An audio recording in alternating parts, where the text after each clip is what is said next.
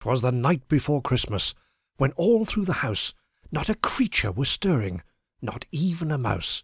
The stockings were hung by the chimney with care, in hopes that St. Nicholas soon would be there. The children were nestled all snug in their beds, while visions of sugar plums danced in their heads. And Mamma in her kerchief, and I in my cap, had just settled our brains for a long winter's nap. When out on the lawn there arose such a clatter, I sprang from the bed to see what was the matter.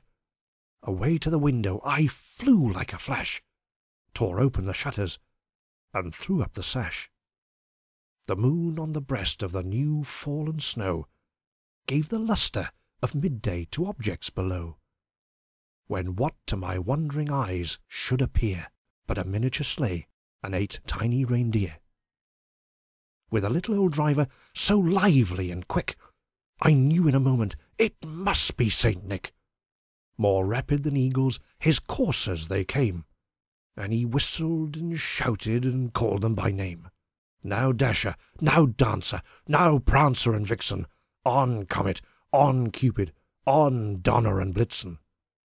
To the top of the porch, to the top of the wall, now dash away, dash away, dash away all, as dry leaves that before the wild hurricane fly, when they meet with an obstacle, mount to the sky. So up to the housetop the coursers they flew, with a sleigh full of toys, and St. Nicholas too. And then, in a twinkling, I heard on the roof the prancing and pawing of each little hoof. As I drew in my head, and was turning around, down the chimney St. Nicholas came with a bound.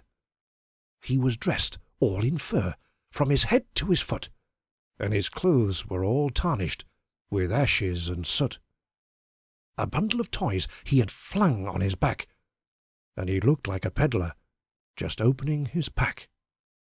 His eyes, how they twinkled, his dimples, how merry. His cheeks were like roses, his nose like a cherry.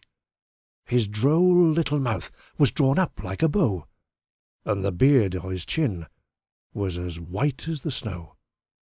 The stump of a pipe he held tight in his teeth, and the smoke it encircled his head like a wreath.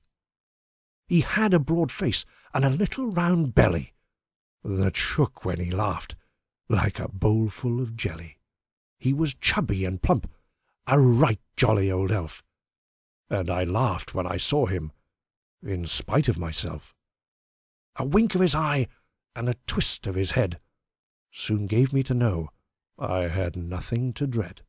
He spoke not a word, but went straight to his work. He filled all the stockings, then turned with a jerk, and laying his finger aside of his nose, and giving a nod, up the chimney he rose. He sprang to his sleigh, to his team gave a whistle, and away they all flew like the down of a thistle. But I heard him exclaim, ere he drove out of sight, "Happy Christmas to all, and to all a good night."